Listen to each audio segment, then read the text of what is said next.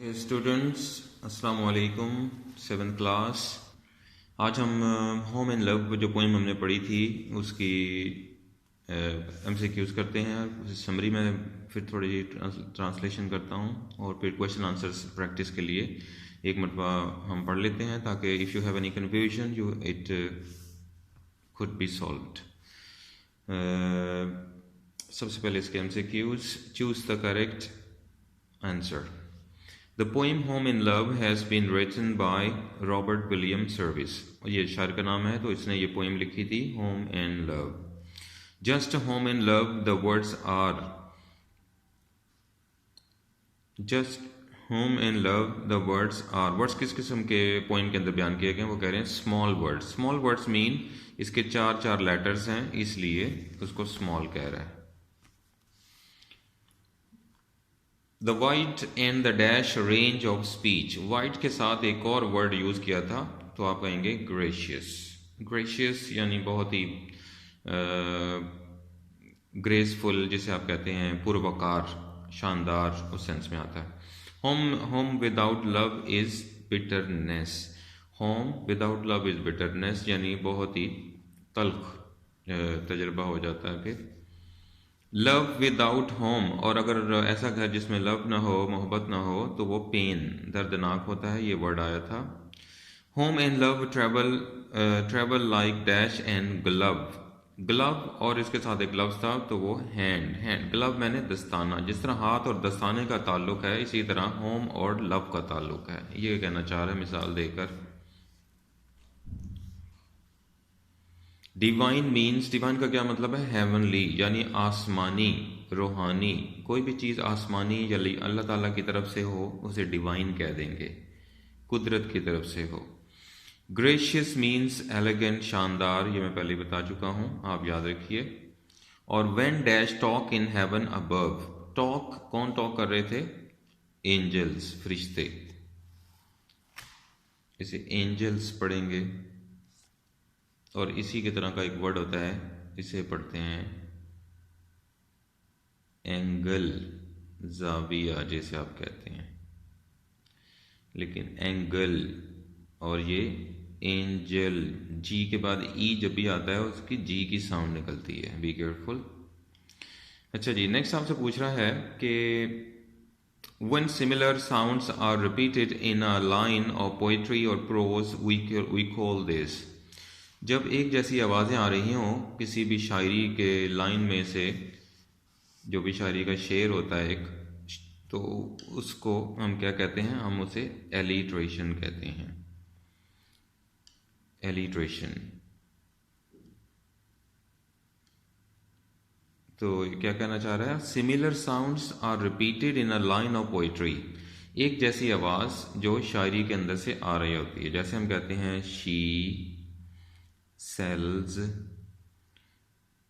C shells at the seashore। अब देखें यहाँ पर साउंड कैसा आ रहा है। She sells seashells at the seashore। तो S और SH का साउंड है यहाँ पर, इसलिए इस चीज़ को हम एलिट्रेशन के नाम से जानते हैं। यानी सेम साउंड आ रहा हो एक ही उसमें, इसे कहते हैं alliteration. Don't forget. Identify the past continuous tense. Past continuous tense जिसमें वॉज वर्ब लगा होता है और ING होता है। तो यहाँ पर आ जाएगा I was going to Islamabad. अब यहाँ पर देखें आई एम गोइंग प्रेजेंट है, ये आई शेल गो ये फ्यूचर हो जाएगा, आई वेंट ये पास्ट इंडेफिनिट हो जाएगा। तो हमें चाहिए है कॉन्टिन्यू है, वो भी पास्ट का। तो इसका मतलब है ये I was going to Islamabad. So this is the right sentence. सो बेटा ये आपके MCQs हैं। एक और पॉइंट रह गया है, इसे भी आप देखिए, फिर समरी डिस्क्राइब करता हूँ और ये नोट्स में आप याद करें ताकि आप इसकी प्रेप कर सकें, preparation. According to grammar home, home जो ग्रामर की ज़बान में क्या हो सकता है? तो डेफिनेटली आपको मालूम है वो नाउन है, तो आप इसे याद कीजिए, ये नाउन होता है। आगे हम समरी देखते हैं, फिर इसके क्वेश्चन आंसर्स, ताकि आप इसे याद करें। बेटा इसको याद भी करना है आप लोगों ने, और इसके जो समरी और क्वेश्चन आंसर्स ये आपने राइट भी करने हैं। समरी और क्वेश्चन आंसर्स या आपने लिखने भी हैं और याद भी करने हैं। तो काम में आपको थोड़ा दिया जाएगा राइटिंग के लिए, ताकि याद करने पे आप फोकस रखें। लेकिन इस मर्तबा आपने इस पोइम के लिए ये पोइम भी लिखिए और क्वेश्चन आंसर्स भी लिखिए अपनी नोटबुक पे जो आपके क्लासरूम में चल रही थी। अब जरा समरी को मैं पढ़ देता हूँ ताकि कोई कन्फ्यूजन है तो दूर हो जाए। The poem home and love has been written by Robert William Service. ये पोइम जो है होम एंड लव, इसको रॉबर्ट विलियम सर्विस ने लिखा है। एंड दिस पोइम, और ये जो नज़्म है, is from a collection called rhymes of a rolling stone. उसकी एक किताब है नज़मों की जिसका नाम है rhymes of a rolling stone, वहाँ से ये नज़म ली गई है।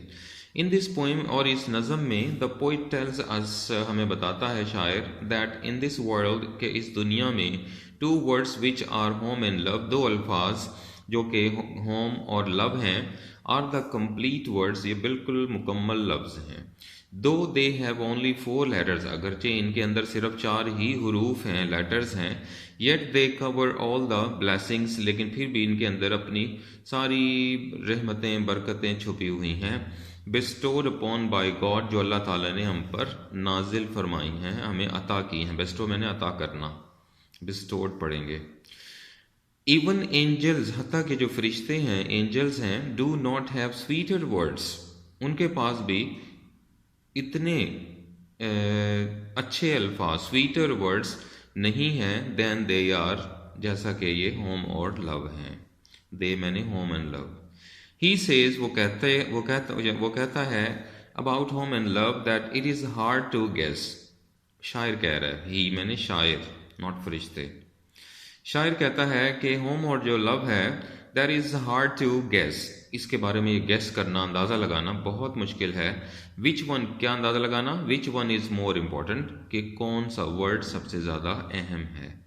इन फैक्ट, दर हकीकत, home and love are like hand and glove, home and love का रिश्ता इतना ही करीबी रिश्ता है जितना कि हाथ और दस्तानों का है, यानी किस तरह स्किन से लगे होते हैं दस्ताने। अकॉर्डिंग टू पोइट, लिहाजा शायर के मुताबिक, the people who have both and home and love, कि वो लोग जिनके पास होम और लव दोनों नेमतें बरकतें होती हैं, शुड ऑलवेज बी हैप्पी, वो हमेशा उन्हें खुश होना चाहिए।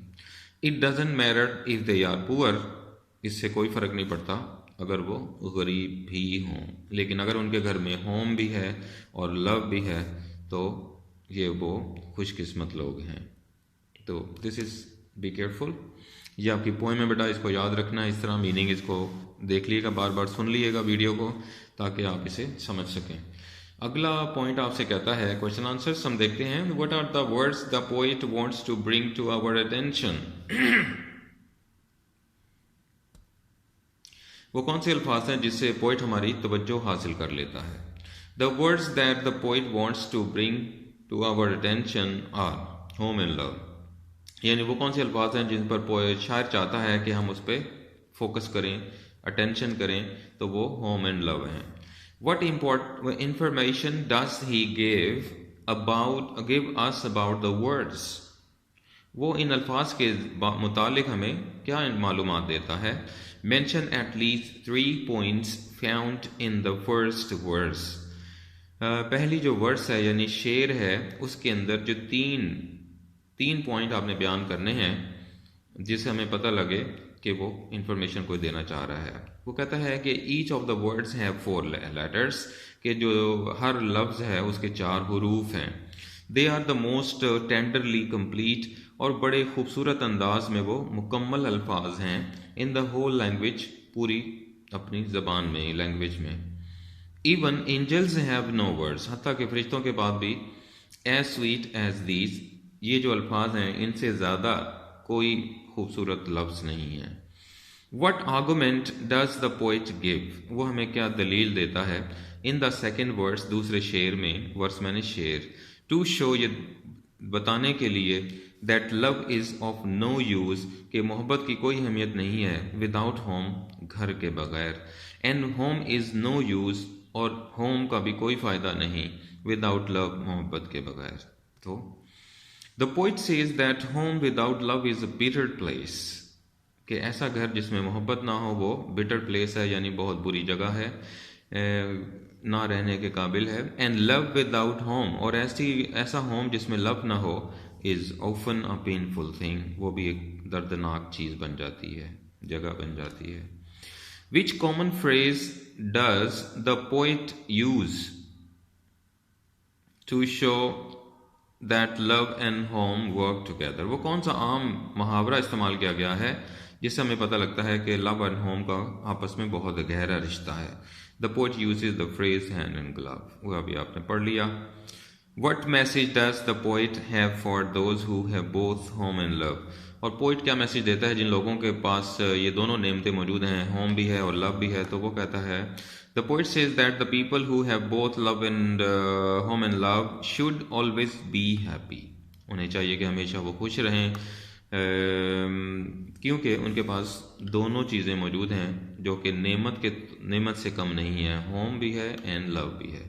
ओके बेटा, these are the question answers, you must focus and try to learn and practice.